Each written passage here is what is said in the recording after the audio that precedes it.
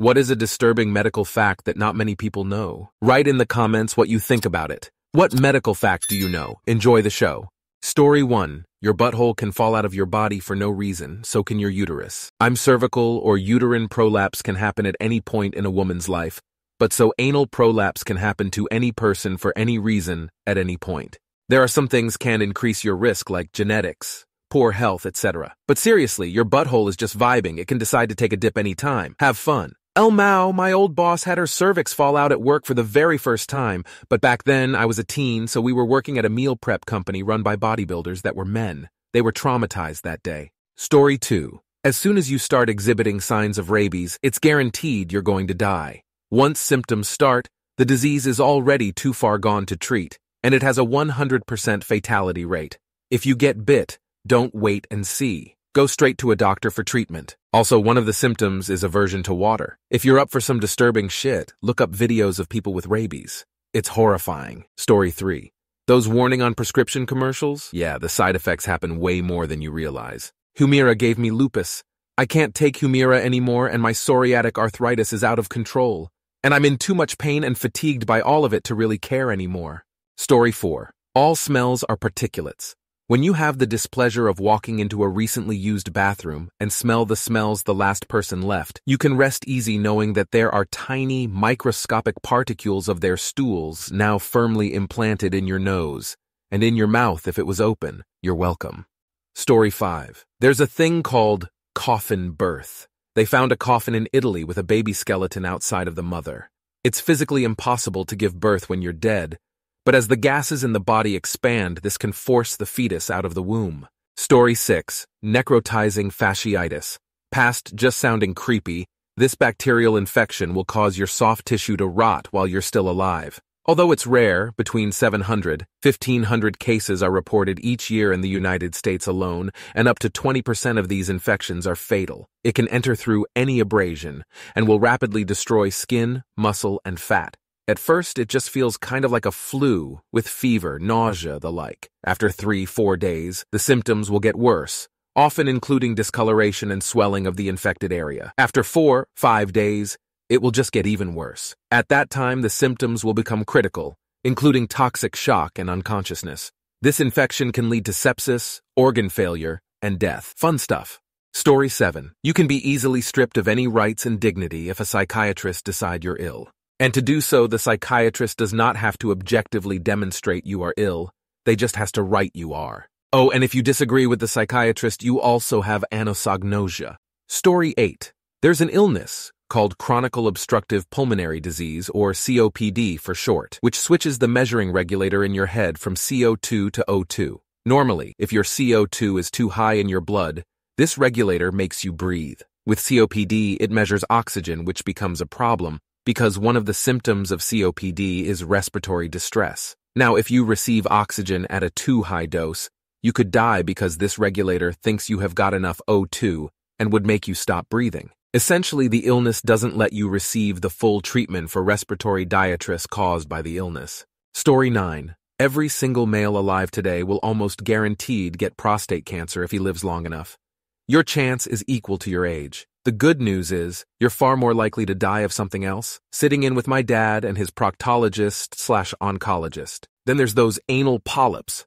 Don't eat things with seeds. Story 10. If you suspect someone has an undiagnosed mental illness, expect mental illness to be checked out second to last. Most medical personnel won't just diagnose anyone with any mental illness without going to all the likely physical health first. This is actually a good thing because there are a host of physical health problems that can mimic mental illness. I remember watching an episode of Untold Stories of the ER, where a guy was put on medication for what many thought was psychosis.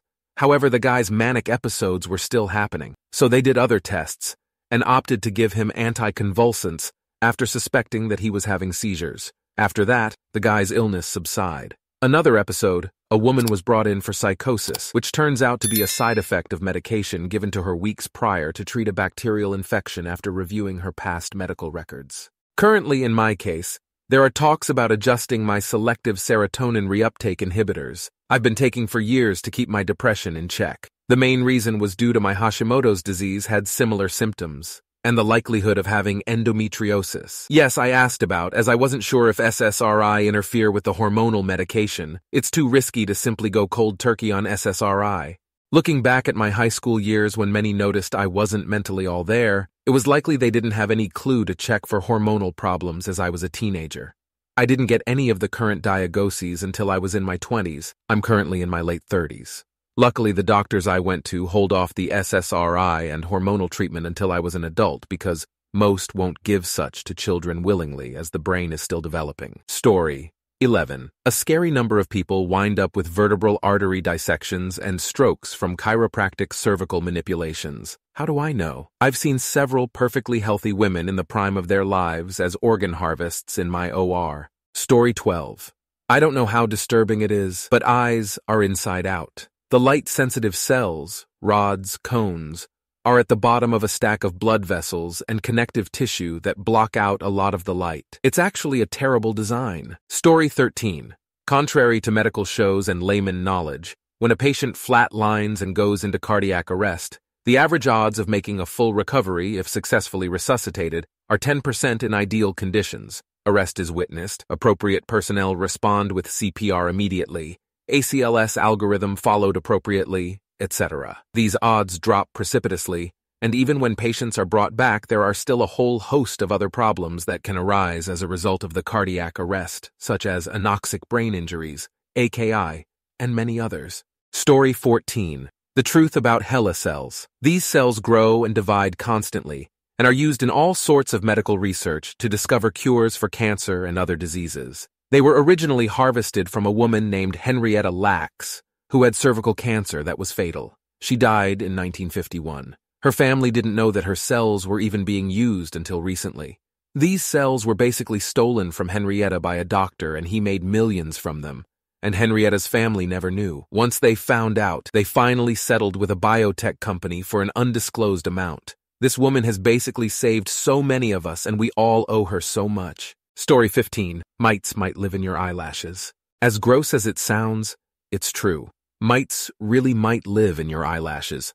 In fact, many people have mites living in hair follicles. In one 2014 study published in Archives of Medical Science that sought to study the prevalence of these mites, research showed that 41% of the people had them hanging out in their eyelashes. Typically, they're not that big of a deal, but they can sometimes cause some irritation. Story 16. Surgeries have been practiced and effective for thousands of years. Trephination for head trauma, rhinoplasty, foreskin recovery all predate Christ. Until the invention of randomized controlled trials, medicines were either toxic and useless or used for a handful of specific conditions. These are pain, constipation, and sleeplessness. This is why surgeons were respected, but physicians, medical men, were judged as unprofessional hacks. Story 17. Until the middle of the 20th century, virtually no treatment for mental conditions worked any better for the patient than no treatment at all.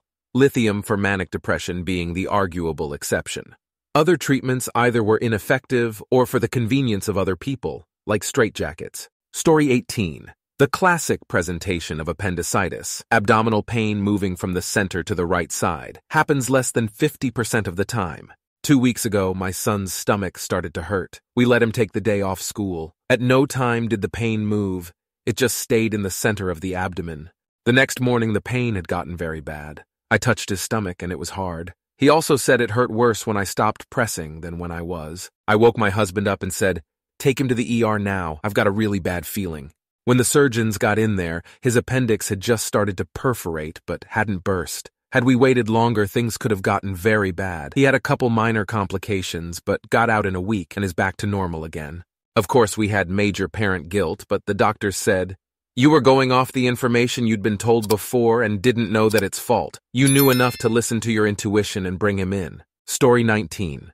A lot of medical knowledge is thanks to shady practices, from digging up graves, experimenting on slaves, and, for modern medicine, a lot of knowledge we know is unfortunately thanks to Hitler and the concentration camps. Another one is the average age from the past. Wonder why it's so low?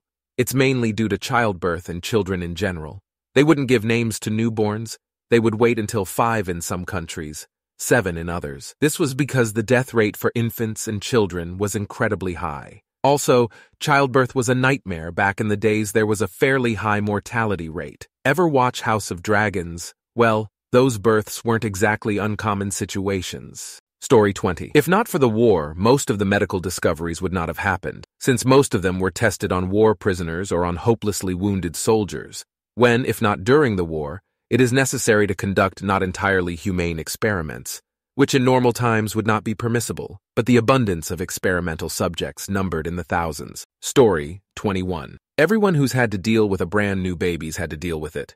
But a baby's first poop, meconium, is very thick and sticky and hard to wipe off. What most people don't know is what it's made of. Around halfway through a pregnancy, a fetus develops hair called lanugo all over their body. They shed most to all of it before their full term. That hair is shed directly into the amniotic fluid, which is then ingested by the fetus, and hopefully stays in their intestines until birth or right after. So basically, fetuses eat their own hair, and since amniotic fluid is swallowed and excreted, you could say they're swimming in their own pee. Also, chainsaws were invented for childbirth. Story 22. The health of your teeth, or lack thereof, can cause heart disease. The bacteria that infect the gums and cause gingivitis and periodontitis also travel to blood vessels elsewhere in the body, where they cause blood vessel inflammation and damage. If you are diabetic and don't know it, or do, but have problems controlling your sugars, it can severely harm your teeth. On the flip side, having bad teeth can severely affect your blood glucose as a diabetic. It can become a shitty cycle. And yes, mentioned earlier, but if you get an infected tooth, that infection can travel to the brain or blood very fast. And yet, teeth are still considered luxury bones, with maintenance, cleaning, and dental care hardly ever being covered by insurance. Story 23. The idea of your tongue laying on the bottom of your mouth while you're sleeping is a myth. The natural resting place for your tongue when you are sleeping or not using it in general is the roof of your mouth. I have known this for many years, and every time I think about it and I'm not using my tongue, guess what? It's sitting on the roof of my mouth. It is not necessarily a disturbing fact, but it is a little weird. IMHO. Story 24. Some hospitals allow medical students to practice on patients who are under anesthesia, without the patient's knowledge, active consent. It is completely fucked up. They hide technical consent in overly broad terminology in the papers you sign when you go in for an operation. They argue that they do it this way because it is hard to get volunteers for students to practice very invasive internal exams. So I stuck to my digital and traditional art. Story 25. They don't test for herpes at regular STI checks because so many PPL have it they don't want society to freak out. In reality, they want it to spread because it keeps them in business. PPL get herpes often can't even trace it back because of this exact reason.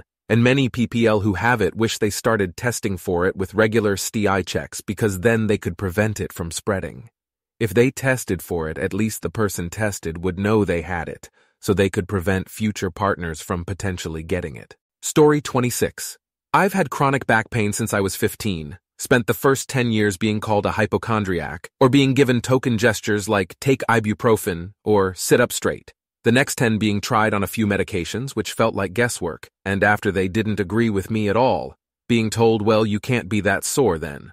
Only last year did a physiotherapist take me serious and managed to persuade them to give me an MRI, during which they shats bricks when they realized I had a tumor the size of my fist on the nerve sheath on the L4 nerve right up against my spine. I'm 36 now, and they're having a good bit more trouble papping me off. Keep at them if you truly know something is wrong, because the risk of surgery for me is now too high, and if they just operated when I was 15, I'd be fine now. Story 27. Those pretty pictures of fetuses on the pamphlets at the OBGYN office? Dead, all of them. Dead babies, miscarriages, and abortions photographed in a water tank on a dark or red background. Funny how those same pictures are used by anti-abortion activists. Story 28. Not necessarily a medical fact, but a reality check. Doctors don't have everything figured out. They are just human like the rest of us. Just like how us software developers search Google to troubleshoot something when we are stuck, they do too. Shows like Dr. House portray doctors as this infallible walking medical encyclopedia. It's all fiction. So always be open to getting a second opinion if something isn't working. Story 29 in Canada and the States. Doctors and residents are allowed to perform gynecological exams on women under general anesthetic in order to provide students and residents with experience performing pelvic exams. This is typically not disclosed to the patient and is justified as being part of receiving treatment at a teaching hospital. Story 30. You currently have a large number of arachnids on your face. It's pretty common knowledge at this point that we all have little mites crawling all over our faces and hair all the time. But I don't think most people know that mites are arachnids. Since they have a very short life cycle, a couple weeks, that means a bunch of those arachnids are currently fucking. A bunch of others are pooping, and a bunch of others are dying. Again, and I cannot stress this enough, this is all happening on your face right now. Story 31. It's not possible to totally filter every foreign object out of injections. Either a human or a machine inspects each one, but there are always little particles left behind in each lot. Occasionally, even a small shard of glass can get through, just hopefully big enough that it doesn't go into the syringe. Story 32. That 1 in 2 or 3 people will get cancer stat is the population average. That doesn't mean in an extended family of, say, 30 people like mine, grandparents, parents, aunts, uncles, and cousins, that 10 or 15 of us will get cancer. It means that potentially 1 or 2 of us get cancer, but another extended family of 30 lose 25 to cancer. Averages out to that 1 in 2 or 3 stat. Thankfully, it seems my extended family is the former rather than the latter so far. Yet I know of entire families near wiped out by cancer before old age had a chance to take them. Story 33. Lots of things we know about resuscitation, trauma surgery, emergency medicine, etc. were learned through gruesome vivisective experiments conducted by Nazis and Japanese on 1-2 prisoners of war. Basically, every life saved now was paid for by a POW tortured to death in a camp. Thank you very much for watching. If you liked the video, like it. Be sure to write comments and share your stories.